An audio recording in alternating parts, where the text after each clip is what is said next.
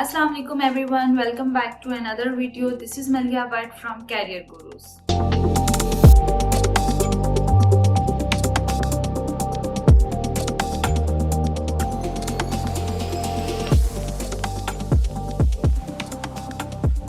आज की वीडियो बहुत इंपॉर्टेंट होने वाली है बिकॉज ये किसी भी कैरियर को स्टार्ट करने के लिए पहला स्टेप होता है, हाउ टू राइट सीवी। सबसे पहले हम बात करेंगे कि व्हाट इज सीवी। कुछ लोग इसको सीवी भी कहते हैं, कुछ लोग रेज्यूमे भी कहते हैं। तो अगर कोई आपसे रेज्यूमे भी मांगे तो इसका मतलब यही होता है कि he is asking for the CV. Basically CV एक ऐसा फॉर्मल डॉक्यूमेंट है जिसमें आप अपनी एजुकेशनल एक्सपीरियंस, अपना वर्क एक्सपीरियंस, अपने पर्सनल स्किल्स को मेंशन करते हैं to apply for the job. So CV writing से पहले आपको ये पता होना चाहिए कि there are two types of CV format. Okay, the first one is reverse chronological and the other one is skill based CV. Okay, so first one is reverse chronological order. इस CV में क्या होता है, ये एक तो preference है market के लिहाज से, और आप अपनी एजुकेशनल हिस्ट्री, अपने एक्सपीरियंस हिस्ट्री को लेटेस्ट वर्क से, यानी कि पहले अगर इस वक्त 2022 चल रहा है तो आप 2022 का एक्सपीरियंस लिखेंगे, नेक्स्ट आप उससे प्रीवियस। तो इस ऑर्डर में जो आप सीवी को प्रिपेयर करते हैं, चाहे वो आपकी एजुकेशन हिस्ट्री है, चाहे वो आपका वर्क एक्सपीरियंस है, तो ये फॉर्मेट जो है ये क्रोनोलॉजिकल ऑर्डर में आता है। And the next one is skill based. Skill based CV is purely formatted and documented in the form of the skills. आपके पास जितनी भी स्किल्स हैं, rather than the history of your experience and the history of your education, you have to emphasize on the skills. आपकी इसमें skills को आप इसमें ज्यादा मेंशन करते हैं, जो आपकी पर्सनल स्किल्स हैं, जो आपकी एबिलिटीज हैं, जिनको आप टारगेट करके जॉब के लिए अप्लाई करें। So these are the two types of the skills. अब मैं आप लोगों को बताने जा रही हूँ 10 मोस्ट इम्पोर्टेंट टिप्स जिसको आप फॉलो करेंगे और then you will get your dream job. Okay, so first tip is read the job description before you write your resume. Basically इसमें आपको ये बताया जा रहा है कि अगर आप किसी जॉब के लिए सीवी को लिख रहे हैं तो सबसे पहले आपको पता होना चाहिए उसकी जॉब डिस्क्रिप्शन क्या है। आप उसकी जॉब डिस्क्रिप्शन को डिटेल्स में पढ़ें, उसमें देखें रिक्वायर्ड क्वालिफिकेशन क्या है, रिक्वायर्ड स्किल्स क्या है, रिक्वायर्ड एक्सपर्टीज क्या है, और अगर वो आपके पास हैं तो आप उनको हाईलाइटेड वर्जन के साथ अपनी सीवी में मेंशन करें, बिकॉज वही रिक्वायरमेंट उस जॉब की हैं जो उन्होंने जॉब डिस्क्रिप्शन में अप्लाई की हैं या लिखी हुई हैं।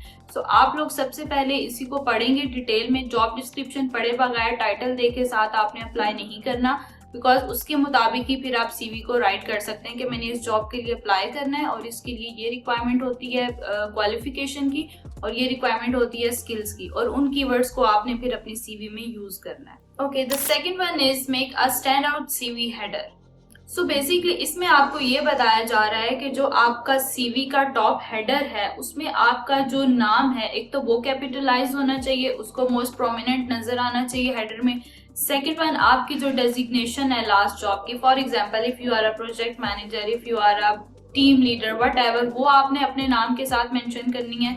अपने कॉन्टैक्ट डिटेल्स मेंशन करनी है, जो बेसिक डिटेल्स होती हैं जिसमें नंबर और ईमेल आता है, and the LinkedIn profile. Third one is create a powerful personal statement.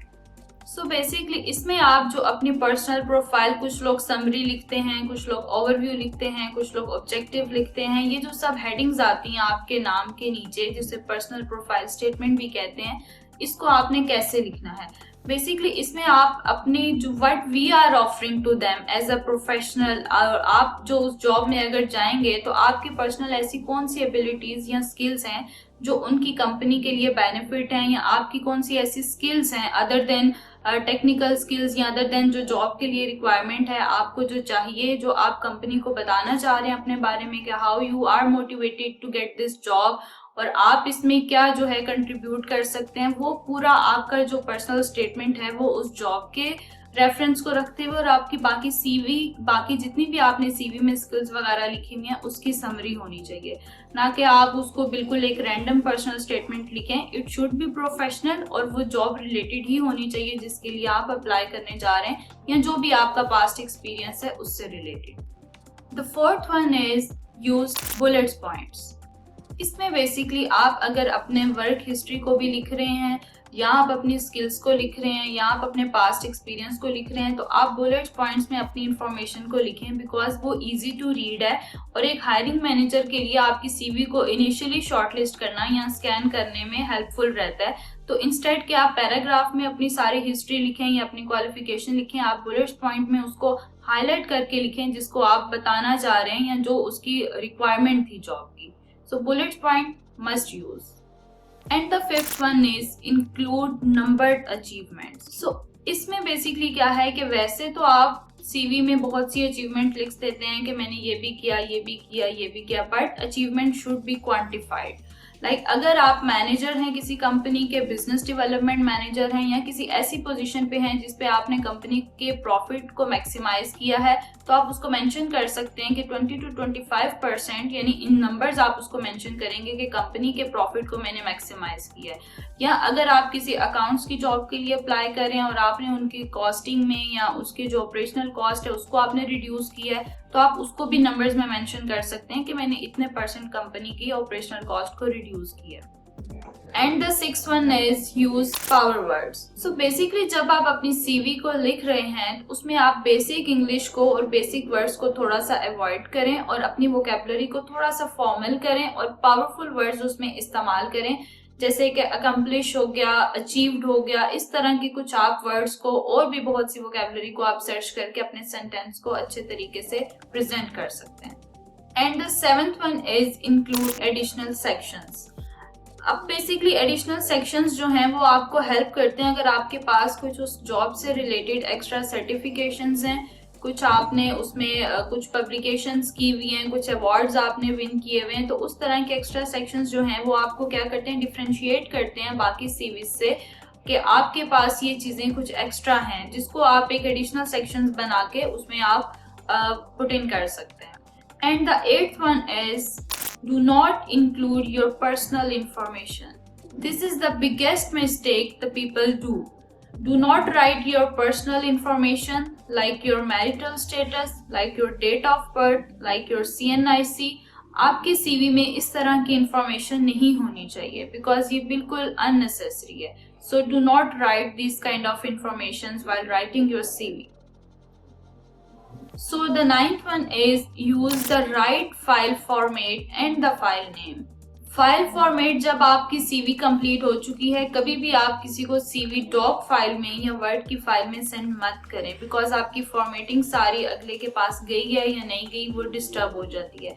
Always use the PDF format और उसके बाद जो आपकी फाइल का नाम होना चाहिए, फॉर एग्जाम्पल अगर आपका नाम मलिहा भट्ट है तो मलिहा भट्ट _CV और _resume। और number 10 use best CV layout. CV layout basically आपकी CV राइटिंग और फॉर्मेटिंग और डिजाइन को बताता है कि आपका जो डिजाइन है वो बिल्कुल फॉर्मल होना चाहिए, बिल्कुल कलरफुल आपकी CV नहीं होनी चाहिए। कुछ आपके फॉर्मल कलर्स होते हैं जिसमें ब्लू आता है, लाइट कलर्स जो होते हैं उनमें आपकी CV होनी चाहिए। फॉन्ट्स आपके फॉर्मल होने चाहिए। Do not use any informal fonts और funky fonts to make it, यानी आप उसके डिजाइन को बेहतर करने के लिए कोई इस तरह के डिजाइनिंग वाले फॉन्ट्स ना दें कि उसकी रीडेबिलिटी खराब हो जाए। इसके अलावा आपका फॉन्ट का जो साइज है, आपकी सीवी में हेडिंग्स जितनी भी हैं उन सब का सेम साइज होना चाहिए और अगर आप सब पैराग्राफ ले रहे हैं उन सब का भी सेम साइज होना चाहिए। ये नहीं है कि एक हेडिंग आपकी 16px पे है, नेक्स्ट वन आपकी 22 पे है। तो आपका जो लेआउट है वो बिल्कुल एक कंसिस्टेंसी को फॉलो कर रहा हो, हेडिंग के same font, same style, similarly paragraph का भी सेम फॉन्ट, सेम साइज, और अननेसेसरी कलर्स और अननेसेसरी फॉन्ट्स को आपने यूज नहीं करना। And the last one but the most important one, don't lie and exaggerate. हमेशा यहाँ पे कुछ इशू ये भी आता है कि जब आप इंटरव्यू के लिए जाते हैं आपकी सीवी में वो चीज़ें मेंशन होती हैं जो कि आपने शायद किसी से कॉपी करके लिखी होती हैं, बट उन स्किल्स का या उन चीज़ों का आपके साथ दूर दूर तक कोई ताल्लुक नहीं होता। तो अगर वाइल इंटरव्यू कुछ इस तरह सी चीज़ें हैं जो आपने झूठ लिखी हैं सीवी में, तो आप वहीं से ही अपने इंटरव्यू को रिजेक्ट समझें। सो आप अपनी सीवी में जस्ट वही चीज़ें लिखें जो आपको पता है, जो स्किल्स आपको पता है, और कुछ भी चीज़ें बढ़ा चढ़ा कर लिखने की ज़रूरत नहीं है। CV should be concise and to the point. So ये थी हमारी 10 मोस्ट इम्पोर्टेंट टिप्स जिनको आपने फॉलो करना है while writing your CV। और CV अब नेक्स्ट आप लोगों के माइंड में माइट भी ये क्वेश्चन आ रहा हो कि ये तो मैंने बता दिया है कि CV में क्या चीज़ें करनी है और क्या चीज़ें नहीं करनी, बट CV को डिज़ाइन कैसे करना है, और जैसे मैंने फॉन्ट्स का बताया, कलर्स का बताया, इन सब चीज़ों को अप्लाई कैसे करना है, या कौन से ऐसे टूल्स हैं जिन पे आप CV बना सकते हैं। तो ये सब कुछ आप जानेंगे हमारी नेक्स्ट वीडियो में कि कौन से ऐसे फ्री टूल्स हैं जिनको आप यूज करते हुए अपनी सीवी बना सकते हैं, और आपकी सीवी के लेआउट में कौन सा सेक्शन कहाँ होना चाहिए। फॉर एग्जांपल आपकी कॉन्टैक्ट डिटेल्स कहाँ होनी चाहिए, आपकी एजुकेशनल हिस्ट्री कहाँ होनी चाहिए, ये सब चीजें आप जो है डिजाइन में देखेंगे जब हम आपको ये सिखाएंगे। So that's all for this video. I hope कि आप लोगों को काफी कुछ सीखने को मिला होगा इस वीडियो से, और अपनी इन मिस्टेक्स को अवॉइड आप लोग जरूर करेंगे नेक्स्ट टाइम। इसी तरह की टिप्स एंड ट्रिक्स प्रोफेशनल से आप क्या जानना चाहते हैं और क्या सीखना चाहते हैं हमें कमेंट सेक्शन में जरूर बताएं। Thank you so much for watching. This is Maliya Bhatt from Career Gurus. अल्लाह हाफिज।